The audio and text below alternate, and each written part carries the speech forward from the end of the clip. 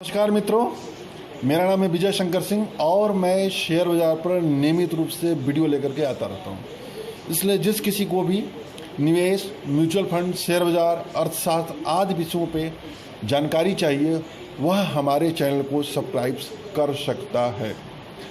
तो मित्रों, आज जिस विषय पर मैं चर्चा करना चाहता हूँ वो विषय है कि मार्केट के एक दिग्गज निवेशक है mister Radhakishan Damani, D mart के ओनर हैं और पूरा जो पैसा उन्होंने बनाया है मित्रों, वो पैसा स्टॉक मार्केट से ही बनाया है। इसलिए जिस किसी शेयर की वो खरीदारी करते हैं या कोई एक्टिविटी करते हैं तो पूरे मार्केट में उनकी चर्चा होती है। पिछले दिनों मित्र इस सेल्फ मेड बिलियनर निवेशक ने एक शेयर में हिस्सेदारी खरीदी है और वो शेयर है काया। काया बोले तो मित्रों ये hair and care, skin care पे काम करती है और जो मैरिको जिस ग्रुप की कंपनी है उसी ग्रुप की यह कंपनी है। इन्होंने जो हिस्सेदारी खरीदा था मित्रों, वो लगभग 1.1% हिस्सेदारी खरीदा था। तो क्या करना चाहिए? क्या हम लोग इस शेयर में खरीदना चाहिए? इसी बात की विवेचना हम इस वीडियो में करेंगे। सबसे बड़ी चीज़ हमको जानना मित्रों यह है कि काया जो कंपनी है एक स्मॉल कैप कैटेगरी की कंपनी है और जिस तरीके से मार्केट में इसमें वॉलेटिलिटी चल रही है, उस वॉलेटिलिटी में निवेशक जो हैं स्मॉल कैप शेयरों से दूरी बना कर रखे हुए हैं। लेकिन जैसा कि हम जानते हैं मित्रों कि यदि स्मॉल कैप शेयरों में सावधानी से निवेश किया जाए, जांच परख कर निवेश किया जाए, तो जो वेल्थ क्रिएशन स्मॉल कैप कंपनियों से प्राप्त होता है वो वेल्थ क्रिएशन लार्ज कैप की कंपनियों से प्राप्त नहीं होता है। सबसे बड़ी चीज़ क्या है मित्रों कि स्मॉल कैप शेयरों की संख्या बहुत अधिक है, कंपनियों की संख्या बहुत अधिक है।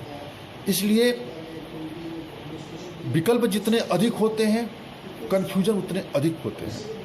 लार्ज कैप में अब जाएंगे, जैसे हम एनएससी की बात करते हैं मित्रों, तो एनएससी में लगभग 1600-1700 कंपनियां लिस्टेड हैं, जिसमें से शीर्ष की जो 100 कंपनियां हैं वो लार्ज कैप में आती है। 101 से लेकर के 250 तक की जो कंपनियां होती हैं वो मिड कैप श्रेणी में आती है और 251 से लेकर के अंत तक स्मॉल कैप कैटेगरी की कंपनियां आती हैं। यानी स्मॉल कैप में देखा जाए मित्रों तो लगभग 1400 से 1500 कंपनी जो है स्मॉल कैप कैटेगरी में है। तो यहाँ पर 1400-1500 कंपनियाँ बहुत अधिक हो जाती हैं। तो जब संख्या अधिक हो जाती है तो इसमें अच्छी कंपनी का तलाश करना एक भूसे के ढेर से सुई तलाशने के बराबर होता है। इसके लिए पर्याप्त अनुभव, जानकारी, विश्लेषण करने की क्षमता चाहिए, तभी हम कोई शेयर विश्लेषण कर पाते हैं। इसलिए एक रिटेल इन्वेस्टर को, छोटे निवेशक को चाहिए मित्रों कि स्मॉल कैप कैटेगरी की तुलना में वो लार्ज कैप के शेयरों में निवेश। तो स्मॉल कैप कैटेगरी में निवेश जो होता है मित्रों जोखिम भरा होता है। इसलिए रिटेल इन्वेस्टर को अपने निवेश का एक बड़ा हिस्सा जो है लार्ज कैप में रखना चाहिए, जो टॉप 100 कंपनीज हैं उसमें रखना चाहिए। विजय केडिया जो मार्केट के दिग्गज निवेशक हैं वो बार बार कहते हैं कि 90% जो कंपनियां हैं वो बेकार कंपनियां हैं, मुश्किल से 10% कंपनियां हैं जो निवेश लायक होती है। तो हमें निवेश करने से पहले पर्याप्त विश्लेषण करना चाहिए किसी भी कंपनी का। और मेरा अपना मानना है मित्रों कि स्मॉल कैप कैटेगरी में जो हमको इन्वेस्टमेंट करना चाहिए वो म्यूचुअल फंड के माध्यम से करना चाहिए। कोई भी अच्छे म्यूचुअल फंड हैं, जैसे आपका HDFC का स्मॉल कैप फंड है, DSP का स्मॉल कैप फंड है, L&T का स्मॉल कैप फंड है, एक्सिस का स्मॉल कैप फंड है, फ्रैंकलिन म्यूचुअल फंड का स्मॉलर कंपनीज फंड है, तो उसमें निवेश करना चाहिए। होता क्या है उसमें मित्रों कि एक फंड मैनेजर होता है जो मार्केट का एक्सपर्ट होता है, बीच में पड़ जाता है, तो उसका एक अपना छोटा सा फीस होता है, फीस लेकर के हमको रिटर्न दिलाता है। तो हमें स्मॉल कैप कैटेगरी में प्रयास ये करना चाहिए कि म्यूचुअल फंड माध्यम से निवेश करें। और दूसरा हमको ये ध्यान देना चाहिए मित्रों कि यदि हम डायरेक्ट स्टॉक मार्केट में आते हैं स्मॉल कैप कैटेगरी में, तो अपने पोर्टफोलियो का एक छोटा हिस्सा 10 या 20% से ज़्यादा स्मॉल कैप की हिस्सेदारी नहीं करनी चाहिए।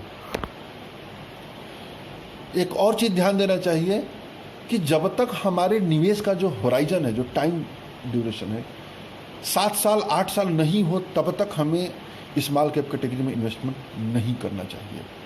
तो इन सब चीज़ों को ध्यान रखना चाहिए। एक और चीज़ हमको ध्यान रखना चाहिए मित्रों कि मार्केट का कोई दिग्गज निवेशक किसी शेयर में खरीदारी करता है तो हमें उसका अनुकरण नहीं करना चाहिए। वो खरीदारी करता है तो इसका मतलब यह नहीं कि हमें भी खरीदारी करना चाहिए। किसी को भी देख के हमको अपने खरीदारी का निर्णय नहीं लेना चाहिए। उस व्यक्ति का रिस्क प्रोफाइल अलग होता है, हमारा रिस्क प्रोफाइल अलग होता है, उसका निवेश स्ट्रेटजी अलग होती है, हमारी निवेश स्ट्रेटजी अलग होती है, इसलिए हमको ध्यान रखना चाहिए। तो आज हम काया पे बात करते हैं। काया क्या है, काया कैसे है? काया की बात करते हैं मित्रों, तो काया जो वर्तमान समय में 152 रुपये 55 पैसे पर ट्रेड कर रहा है NSE की साइट पर। सबसे बड़ी चीज़ है मित्रों कि जब भी हम किसी शेयर में निवेश करें हमें उसका वॉल्यूम भी बहुत देखना चाहिए। तो थोड़ा सा हम इसको दिखाएंगे। ये हम NSE के साइट पर जाना चाहते हैं, इसको दिखाने के लिए NSE कर रहे हैं, मनी कंट्रोल की साइट पर देखना चाहते हैं इस शेयर को। ये मित्रों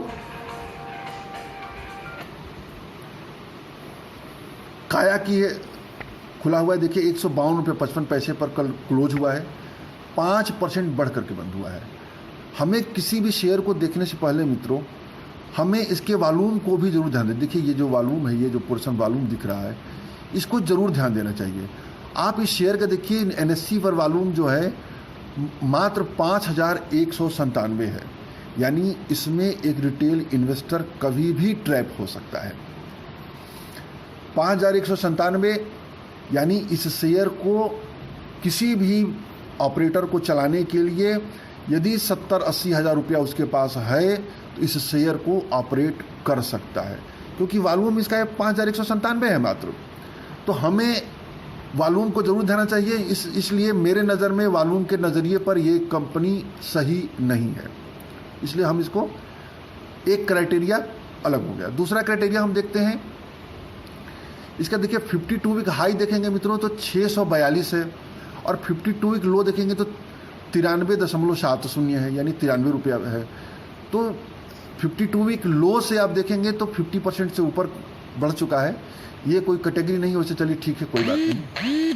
और यदि आप देखें मित्रों, यह शेयर जो था सर्किट पे चल रहा है, तो दूसरा कैटेगरी ये है कि मित्रों सर्किट वाले शेयरों से बच के रहना चाहिए, ये सर्किट पर शेयर है। अब हम देखते हैं इसका कि 5 साल का चार्ट देखते हैं। 5 साल में कम से कम इसका प्रदर्शन जो है पॉजिटिव होना चाहिए।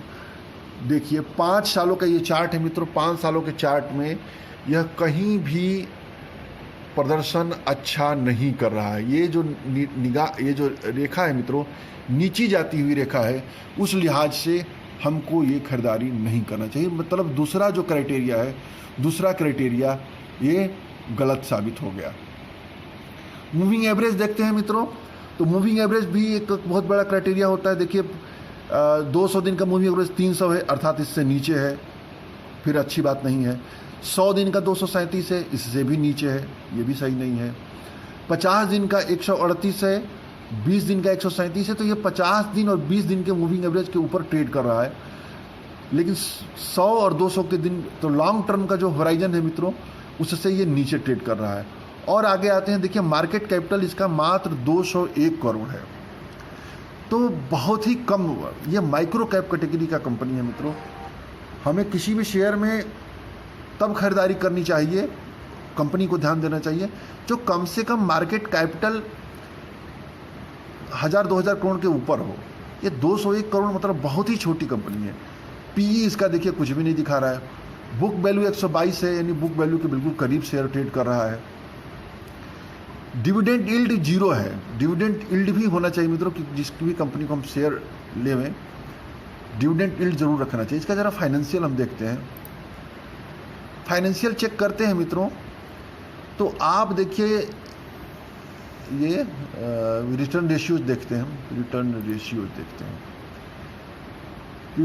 देखते हैं मित्रों, तो आप देखिए इसका बेसिक EPS निगेटिव है, अच्छी बात नहीं है। और देखते हैं बुक वैल्यू, तो खैर दूसरी चीज़ होगी। देखिए पीबीआईटी पर शेयर 4.41 है। जो पीबीआईटी देखिए निगेटिव है, पीबीटी निगेटिव है। प्रॉफिट जो मार्जिन पीबीडीआईटी मार्जिन देखिए 2.74% है, बहुत ही कम है। पीबीआईटी मार्जिन -4.53 है, बहुत ही ख़राब है। PBT margin, profit before tax margin को कहते हैं, ये भी माइनस है, ये भी अच्छी बात नहीं। नेट प्रॉफिट मार्जिन -1.88 है, बहुत ही बेकार है। रिटर्न ऑन इक्विटी 2.42 निगेटिव है, बहुत बेकार। रिटर्न ऑन कैपिटल एम्प्लॉयड -5.79 बिल्कुल बेकार। कम से कम ये जो रिटर्न रेशियोज है मित्रों 15%, 10% के ऊपर हो। आरओसी आरओई तो 15% के ऊपर होनी ही चाहिए। रिटर्न ऑन एसेट -1.52, यह भी खराब है, कम से कम ये 5-7% के ऊपर हो। डेब्ट इक्विटी रेशियो हालांकि 0 दिखा रहा है। और देखते हैं मित्रों इसके बारे में, इसके ज़रा साइट पर हम चलते हैं, साइट पर देख लेते हैं क्या स्थिति है। देखिए कंपनी की जानकारी हम देखते हैं।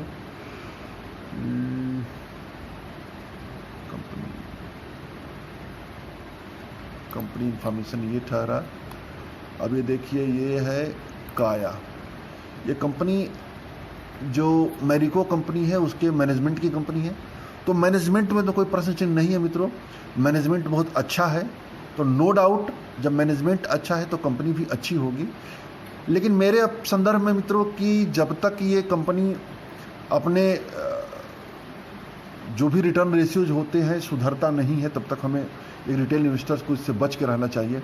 अब देखिए इसको काया का वेबसाइट हमने खोल रखा है, इसकी वेबसाइट है, कस्टमर एक्सपीरियंस वगैरह कई चीज़। देखिए इन्होंने पॉपुलर स्किन हेयर प्रोडक्ट इन्होंने लॉन्च किया है, काया काया काया करके। काया ब्लॉग भी बना रखे हैं, देखिए स्किन के इन्होंने इफेक्ट दिखा रखे हैं। तो जो इनका बिजनेस है मित्रों, बिजनेस तो नो डाउट प्रॉफिटेबल बिजनेस है और मैनेजमेंट अच्छा है इसका, तो देर सवेर यह कंपनी अच्छा बिजनेस कर सकती है। नो डाउट कंपनी ग्रो भी कर सकती है। देखिए इनके काफ़ी ब्रांड वगैरह भी हैं, हेयर केयर में भी कई चीज़ें इसको दिखा रहा है, बहुत ज़्यादा तो हम लोग को नॉलेज नहीं है। फिर भी मित्रों मैं ये कहूँगा कि भविष्य के पॉइंट ऑफ व्यू से छोटा निवेश किया जा सकता है, लेकिन पोर्टफोलियो का एक बहुत ही थोड़ा हिस्सा, बहुत ही छोटा हिस्सा निवेश करना चाहिए। और एक चीज़ और भी देखना चाहिए कि जब तक ये 200 दिन के मूविंग एवरेज को क्रॉस करे तब तक इस पर खरीदारी नहीं करना चाहिए, और खरीदारी करें तो बहुत छोटी मात्रा में। तो उम्मीद है मित्रों वीडियो पसंद आया होगा। आज के लिए इतना ही। जय हिंद, जय भारत।